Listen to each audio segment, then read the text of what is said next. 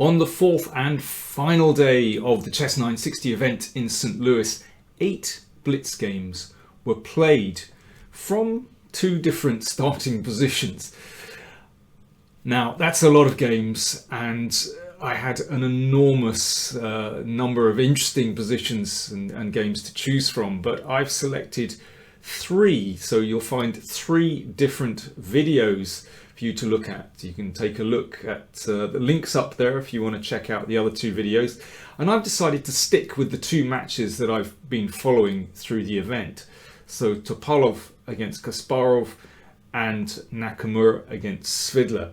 So first of all, what happened in Kasparov against Topalov? Well, a very strange occurrence. An hour before the game starts, a new Chess 960 position is drawn at random. So the players have an hour to prepare. And Garry Kasparov sat down with Peter Svidler and they spent half an hour or so discussing the position and preparing. The players like to do that. But it was drawn to their attention that they were actually analysing the wrong starting position. Now, this completely threw Garry Kasparov. That seemed to unbalance him completely, and he lost the first game against Topalov in 15 moves. I'm not going to show you the game because basically it just wasn't very interesting. Garry just kind of collapsed and resigned very prematurely, actually. So yeah, he had a really bad start, and this was the second Blitz game. Let me show you this. Garry had a slightly tricky position. He's got the white pieces. He's a pawn down, but he found a very nice way to steer the game towards a draw. He played here king c1, bringing the king into the middle. Now bishop c4, so that if there's a pawn break with e5, then there's the potential to bring the bishop down here. So Topalov played bishop d5, and now, even though Garry was a pawn down, he just exchanged into the king and pawn endgame, because after this move c4, that creates a complete blockade. White just needs to sit there and move back and forth with the king, and black simply can't break through in this position. So a very neat way to draw. However, if we go back to this position at the start of this endgame, Garry missed a win. He could have played bishop h5, my goodness, even in a Blitz game. This is a pretty poor omission. So the idea is, obviously, if pawn takes the bishop, then one of those pawns goes through, and black does not have a good defense. Let's go back here. So for example, e5, this is the best that black can do to try and create some confusion and create his own passed pawn, but actually it's not terribly difficult. In this position, the bishop just spins back to prevent the f pawn from queening. Now there's a threat to push the pawns here, so black has to play f4, and now white just brings the king across to attack the pawns here, and well, ultimately white is going to be winning that very, very easily with the 2 connected passed pawns. So Garry not in the best of form, and here is the 3rd Blitz game. So Veselin Topalov with the white pieces. And I thought this was an excellent game, actually. Let's see. Well, first of all, let's have a look at the lineup that they've got. Now, this really is a very confused lineup.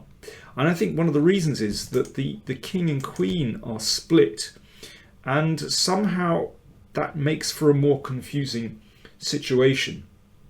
And also bishops and knights in very, well, in fact, all the pieces in unusual positions.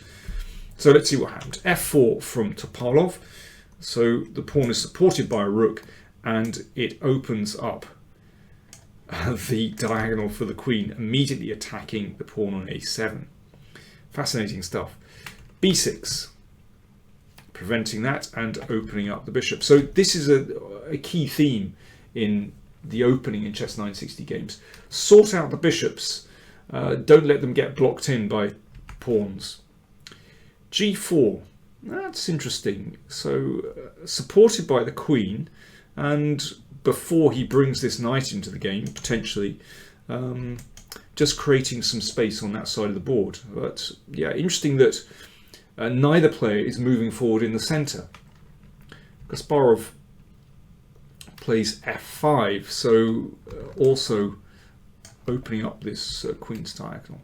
Pawn takes. Now here's an interesting moment. Of course, that queen could swoop down and take on a2, which is a completely confused situation. But of course, he would give up a big chunk of center. So Kasparov decides not to do that and just recaptures with the rook. So b3, obviously blocking out the queen. e6, and he wants to bring the bishop into play. e3, and likewise wants to bring the bishop out. Bishop f6, exchanging off the bishop here. Okay, so far not too wacky. Well, it's a very unusual position, but now things really get very strange after knight g3, and this is a consequence of bishop f6, which means the rook can't retreat. So now Gary goes on an odyssey with the rook, switching across the other side of the board. It reminds me, there was a game in one of his World Championship matches against Karpov where it was a hedgehog position, and he played the rook from c8 to c5, and it went for a journey on the king side to h5. So he's doing a similar thing. Interesting, attacking a2, and well, the rook isn't just caught up a blind alley here, because in this position Gary actually makes something of it by playing b5, and he wants to bring rook number 2 into the game. And with the king on c1, this looks like a very logical way to try and drum up some attack.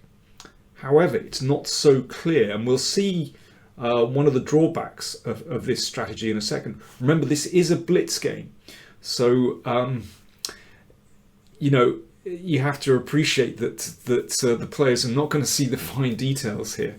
But anyway, bishop f3, again, looks like a logical move. Bishops exchanged, and now Gary takes on a4.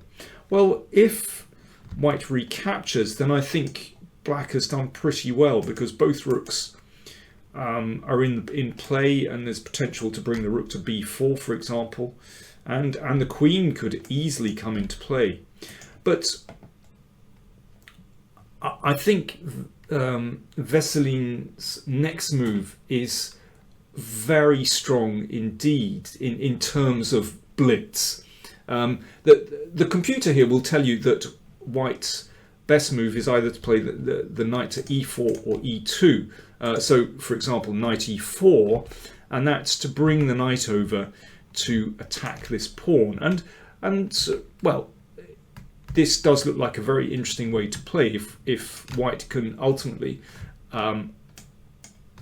capture the pawn here. Then white has a very nice pawn structure. I'm not sure it's that easy. I mean, this is still a very double-edged position. But queen g2, I think, in terms of the flow of a game, and that's what you have to think of in a blitz game, is an excellent move, and the kind of move which I think is very easy to overlook. The big idea is that white's king, which looks somewhat perilously placed, is now about to castle on the king side, and that changes the nature of the position completely.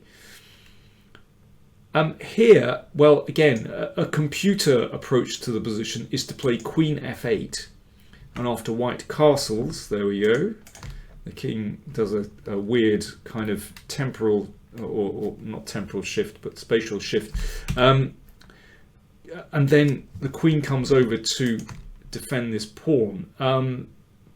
That's such an inhuman way to play, and I'm not surprised that Gary didn't play this. He played to my eyes, a very human move, which is to bring the knight in the corner into play. I think strong chess players have a very instinctive desire to bring all their pieces into play before grabbing material.